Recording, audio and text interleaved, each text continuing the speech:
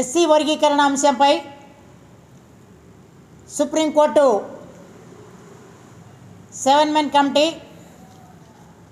తీర్పుని వెలువరించారు. మేము సుప్రీంకోర్టు తీర్పుని గౌరవిస్తాం, సుప్రీంకోర్టుని గౌరవిస్తాం. కానీ మాలలకు వ్యతిరేకంగా వచ్చినటువంటి, భారత రాజ్యాంగానికి వ్యతిరేకంగా వచ్చినటువంటి, మనువాదుల పక్షాన నిలబడ్డటువంటి ఈ యొక్క 7 మెన్ కమిటీలో 6 మెన్ జడ్జీలు ఇచ్చినటువంటి ఏకగ్రీవ తీర్పును మేము మాల మహానాడు జాతీయ అధ్యక్షునిగా మేము తీవ్రంగా ఖండిస్తూ ఉన్నాం. దీనికి వ్యతిరేకంగా నిరసనలు వ్యక్తం చేస్తూ ఉన్నాం. భారత రాజ్యాంగానికి అనుకూలంగా, భారత రాజ్యాంగంలో ఆర్టికల్ ప్రకారంగా ఈ యొక్క తీర్పు లేదు అని చెప్పి బాధపడతా ఉన్నాం. ఆర్టికల్లో ఉన్నటువంటి సమస్యల్ని సుప్రీంకోర్టు పార్లమెంటు ద్వారాగా పరిష్కరించాలని గత 2004లో ఇచ్చినటువంటి తీర్పును మరి ఆ రోజు సుప్రీంకోర్టు కొట్టివేసినటువంటి ఎస్సీ వర్గీకరణ అంశాన్ని ఈరోజు 7 మెన్ కమిటీ పరిగణనలోకి తీసుకోకపోవటం ఇది చాలా బాధాకరం. ఇది భారత రాజ్యాంగానికి వ్యతిరేకం.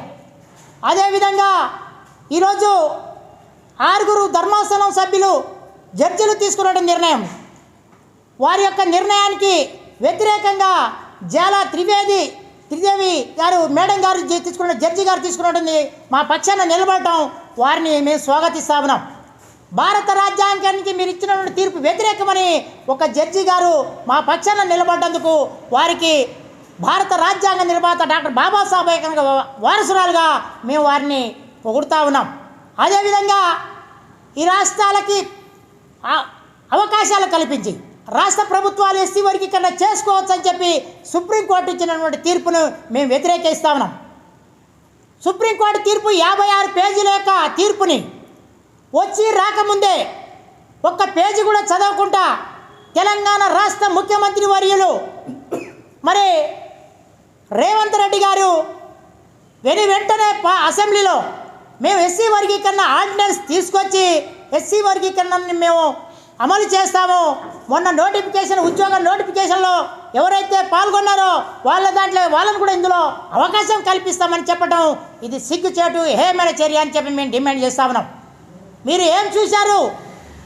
సుప్రీంకోర్టు జీవో మొత్తం కూడా వారి యొక్క తీర్పుని మీరు ఒక్క పేజీ కూడా చదవకుండా మాలల మీద హక్కసు కక్కినటువంటి రేవంత్ రెడ్డి మీద రేపు రాష్ట్ర వ్యాప్తంగా, తెలంగాణ రాష్ట్ర వ్యాప్తంగా నిరసనలు వ్యక్తం చేయాలి రాష్ట్ర వ్యాప్తంగా మాలలని చెప్తే మేము పిలుపునిస్తా ఉన్నాం. అదేవిధంగా సుప్రీంకోర్టు మనువాదుల పక్షాన నిలబడ్డది ఈ యొక్క తీర్పు, మనువాదులకు కొమ్ము కాసింది ఈ తీర్పు, బీజేపీ ప్రభుత్వానికి కొమ్ము కాసింది ఈ తీర్పు. బీజేపీ మనువాదుల పక్షాన నిలబడది. ఈ యొక్క మనువాద పక్షాన నిలబడినటువంటి ఈ 6 జడ్జీలను కూడా మేము వ్యతిరేకిస్తూ ఉన్నాం. మేము ఈ 6 జడ్జీల తీర్పు మాకు న్యాయంగా జరగలేదు కాబట్టి మేము 9 మంది కమిటీ జడ్జీలకు పోతాం. అదేవిధంగా 11 మంది జడ్జీల కమిటీకి మేము ఆ యొక్క సుప్రీంకోర్టుకి మా యొక్క నివేదికని తీసుకుపోయి సుప్రీంకోర్టులో పిల్లేస్తాము, మేము పైకోర్టులోకి వెళ్తామని చెప్పి తెలియపరుస్తా ఉన్నాం. అదేవిధంగా ఏదైతే కాశ్మీర్ సమస్య పరిష్కరించారో, ఏదైతే రామ జన్మభూమి సమస్యను పరిష్కరించారో ఆ విధంగా సుప్రీంకోర్టు ఈ యొక్క సమస్యని భారత రాజ్యాంగానికి లోబడి ఎందుకు ఈరోజు లేకపోయారని చెప్పి అంటాం. ఎందుకంటే ఇది మీ పరిధిలో లేని సమస్య కాబట్టి రాష్ట్రాల మీద నెట్టేసి వాళ్ళ యొక్క వదిలేసి మీరు పబ్బం గడుపుకున్నారు తప్ప ఇది పూర్తిగా అసంపూర్తిగా ఉన్నటువంటి తీర్పే తప్ప పూర్తిగా మాకు న్యాయం జరిగినటువంటి తీర్పు కాదని చెప్పి మేము నమ్ముతా ఉన్నాం. ప్రజలందరూ కూడా తెలుసు. అదేవిధంగా పార్లమెంట్లో 2/3 మెజార్టీ పెడితేనే బిల్ పాస్ అవుతానని 2004లో ఇచ్చినటువంటి 5 మెన్ కమిటీ తీర్పు ఏదైతే ఉన్నదో దాన్ని పరిగణనలోకి ఎందుకు తీసుకోకపోవడానికి గల కారణం ఏంది? అన్ని భారత రాజ్యాంగానికి మీరు ఇచ్చిన తీర్పు వ్యతిరేకమని చెప్పి అందుకనే మీరు ఆ తీర్పుని తీసుకోలేదు.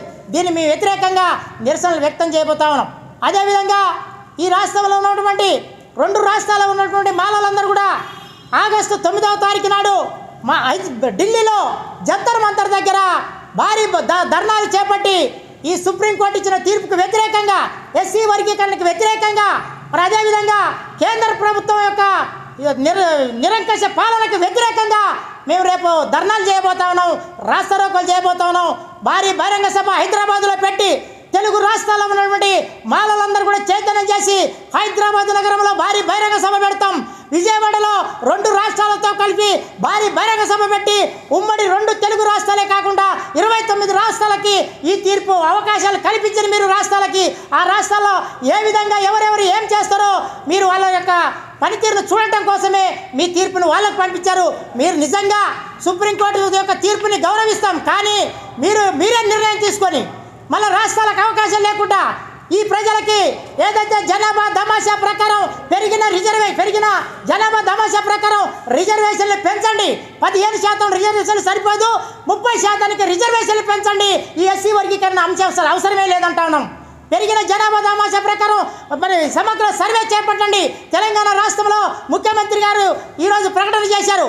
మేము ఆర్డినెన్స్ తీసుకొచ్చి మొన్న యొక్క ఉద్యోగాల నోటిఫికేషన్ వేసిన వాళ్ళు కూడా దీంట్లో పరిగణలోకి తీసుకుంటామని చెప్పడం ఇది తీవ్రంగా ఖండిస్తా ఉన్నాం.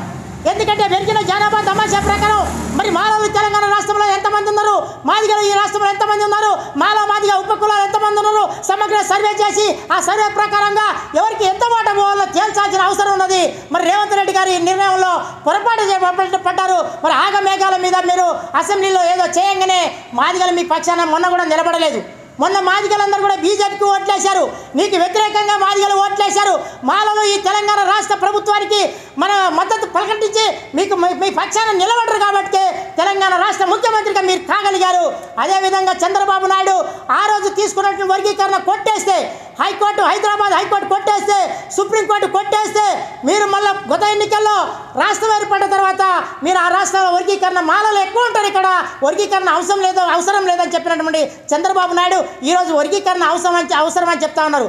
జిల్లాల వారిగా వర్గీకరణ చేస్తామన్నారు. మరి ఇలా రాష్ట్రాల వారిగా వర్గీకరణ తీసుకొచ్చి ఈరోజు దళితుల మధ్యలో చిచ్చు పెట్టి అన్నదమ్ములను